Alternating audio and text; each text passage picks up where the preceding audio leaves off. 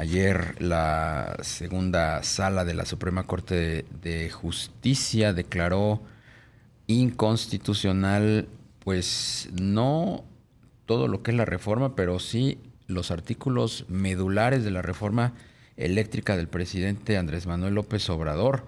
Y luego de esa escalada de la Corte, pues ya se imaginará, hoy en la mañana el presidente estaba muy enojado. Entre otras cosas, dijo que enviará otra reforma constitucional independientemente de que impugnará la resolución. Y es que habían quedado empatados los votos en la sala y el ministro Alberto Pérez Dayán, en su calidad de presidente, pues votó por doble partida. Su voto de calidad inclinó el fiel de la balanza y ya en Palacio Nacional están buscando la forma, el camino legal de impugnar eso. Pero bueno, en el entretanto vamos a platicar con Bernardo Cortés, socio del despacho Cortés Quesada Abogados, experto en la práctica de energía. Bernardo, ¿cómo estás? Buenas tardes. Buenas tardes, Rogelio. Buenas tardes, Darío. ¿Cómo están? Bien, Feliz de estar con gracias. ustedes.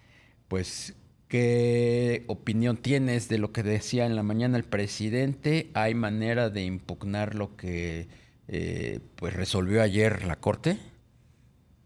Pues como tal, no hay un recurso regulado en ninguna ley que permita la impugnación de la sesión como tal o de la votación, ¿no? Recordemos que se vota la constitucionalidad de la reforma. Sin embargo, lo que se plantea impugnar es el cómo se dio la votación, porque uno de los ministros, el ministro Lainez, se excusó para conocer del asunto, y eso derivó en que la sala hubiera cuatro ministros ante un caso de empate. En virtud del artículo 56 de la ley de amparo, el presidente de la sala tenía voto de calidad y es por eso que ese voto de calidad se dio en favor de apoyar el proyecto de sentencia, ¿no? Entonces, volviendo un poco a la pregunta original, no hay un recurso regulado como tal. Pudiera realizarse una impugnación, sí. Sin embargo, no se prevé ni en la ley ni en la Constitución un recurso en contra específicamente de la sesión, ¿no? Entonces, será interesante saber cómo la Corte le dará trámite a esta situación. Lo que sí queda claro es que la sentencia como tal, pues ya se votó y ya fue aprobada, y por lo mismo surtiría sus efectos desde el momento de su emisión. Claro. Bernardo, ¿tú crees que después de esta votación de la segunda sala de la Suprema Corte, eh, las empresas que han invertido en el sector eléctrico y otras que pudieran llegar a México tendrán ya un marco legal para poder trabajar con cierta tranquilidad? Sí, creo que representa un buen incentivo y un muy buen mensaje hacia el inversionista, tanto nacional como extranjero, de que hay certidumbre jurídica y se respeta el Estado de Derecho en México.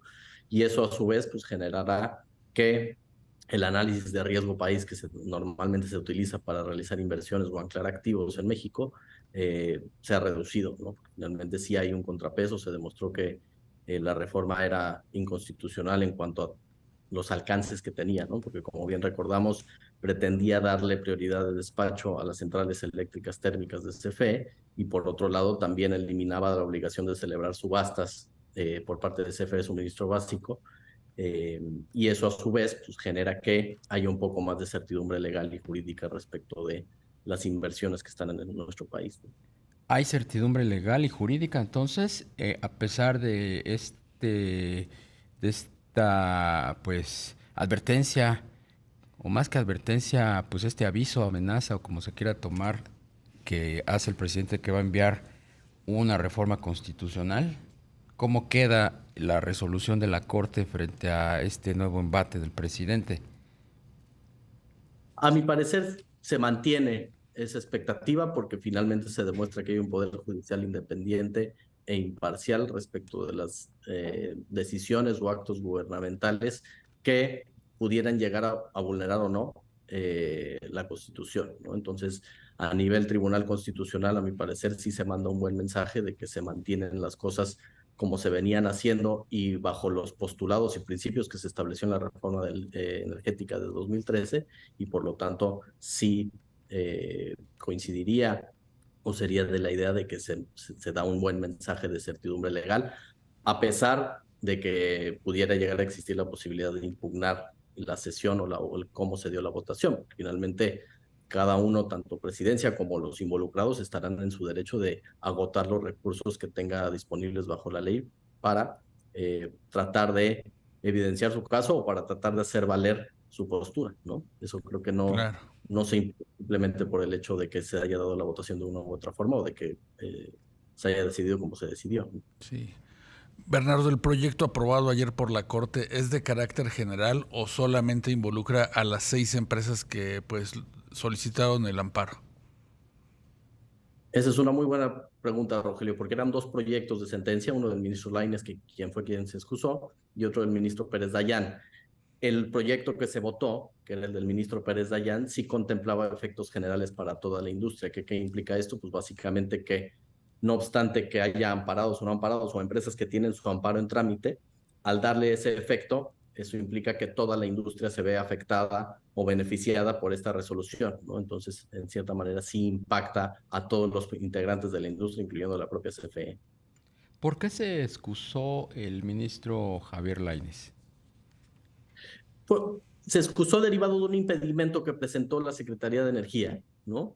Eh, Creo que también deriva de ciertas solicitudes de impedimento o de excusa que presentó la Secretaría de Energía en el pasado. Recordemos que este proyecto fue listado desde noviembre del año pasado y no se pudo resolver en la sala derivado de esos impedimentos. Ahora que se resolvieron esos primeros impedimentos, se volvió a presentar un nuevo impedimento y a mi parecer el impedimento del ministro Lainez viene derivado de que no quería que se retrasara más la discusión del asunto y por lo mismo estuvo de acuerdo en impedirse respecto del amparo en revisión que tenía el ministro Pérez Dayán y con base en eso que sí se diera la votación, no obstante que él no estuviera presente o que estuviera impedido para votar. Claro. Bernardo, viendo más hacia adelante lo que le espera a la conformación de la Suprema Corte de Justicia a partir de noviembre, ¿se podría pensar también en un cambio en la conformación de la segunda sala? Correcto, de ambas salas inclusive, ¿no? Okay. Finalmente, pues la propia Constitución prevé un mecanismo por virtud del cual los ministros, a diferencia de otros países como sucede en Estados Unidos, donde la posición de ministro es vitalicia, aquí no. Y por lo mismo, la composición tanto del Pleno de la Corte con 11 ministros como de las salas, cada una con 5 ministros, pues podrá irse viendo afectada dependiendo de quién vaya siendo designado para fungir como ministro, ¿no? Lo acabamos inclusive de vivir con la designación de la ministra Lenia Batres, donde la propia, el espacio disponible que había era en la primera sala, sin embargo, la ministra Loretta Ortiz decidió moverse a la primera sala y es por eso que la ministra Lenia Batres entró a la segunda sala, ¿no? Entonces, ese tipo de cambios, pues creo que son ordinarios, son comunes y podrán verse en la medida en que los ministros vayan cambiando, ¿no? Una vez resuelta esta discusión el día de ayer, entonces estas 11 empresas que promovieron el amparo pueden proseguir con sus proyectos de inversión hasta tal y como estaba hasta antes de que llegara esta nueva iniciativa o reforma. Correcto. Es correcto, Darío. Finalmente, en sí, en implicaciones reales sobre esta sentencia, no hay una modificación sustancial, porque recordemos que estos amparos o esta resolución de la Corte deriva de amparos que en primera instancia fueron otorgados por las empresas, que a su vez conllevaron la suspensión de efectos de la reforma, y por lo mismo la reforma en sí pues, nunca llegó a ver la luz del día como tal y nunca pudo llegar a implementarse, ¿no? Entonces simplemente lo que implica en términos reales el que se haya emitido o aprobado esta resolución es que las cosas continúan en el estado que se guardaban desde antes de marzo de 2021, ¿no? Bernardo, ¿y tú ves que haya expectativas favorables para nueva inversión del sector privado en el sector energético luego de este fallo de la Corte? Yo pensaría que sí, porque finalmente el marco regulatorio se mantiene tal y como está, ¿no? Desde luego, esto no evita la posibilidad de que, pues, posteriormente se pueda modificar el marco legal e inclusive la propia Constitución a fin de adoptar algún otro tipo de sistema normativo constitucional respecto de la industria eléctrica, ¿no? Pero por el momento se mantiene como estaba y por lo tanto todo el andamiaje jurídico que derivó de la reforma de 2013 se mantiene vigente. ¿Qué significa por el momento? Porque bueno, pues el presidente ya está preparando la segunda embestida con este anuncio de que va a enviar una reforma constitucional. ¿Crees tú que ese momento dure de aquí a que concluya su sexenio o va a estar muy supeditado a qué tan sólida se mantenga la Suprema Corte de Justicia? Ahí vienen dos cambios también en los ministros.